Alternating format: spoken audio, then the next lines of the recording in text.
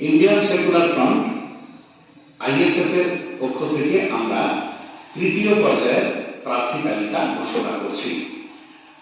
আমাদের এই তৃতীয় পর্যায়ের প্রার্থী তালিকায় 4 জন প্রার্থীর নাম থাকছে, যারা আসন্ন লোকসভা কেন্দ্রে নির্বাচনে প্রতিদ্বন্দ্বিতা করবেন। প্রার্থীদের নাম এবং কেন্দ্রের নাম ঘোষণা করছি। 9 নম্বর জঙ্গিপুর লোকসভা কেন্দ্র থেকে বিশিষ্ট সমাজসেবী শিক্ষানুরাগী শাহজাহান বিশ্বাস সাহেব প্রতিদ্বন্দ্বিতা করবেন। 14 নম্বর বনগাঁ লোকসভা কেন্দ্র থেকে প্রতিদ্বন্দ্বিতা করবেন দীপক মজুমদার।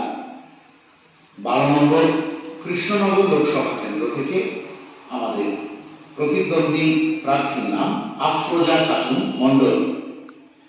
30 নম্বর তমলুক লোকসভা কেন্দ্র থেকে প্রতিদ্বন্দ্বিতা করবেন শিক্ষক আন্দোলনের নেতা, শিক্ষক আন্দোলনের দীর্ঘদিনের নেতৃত্ব মাহিউদ্দিন আহমেদ মাহি।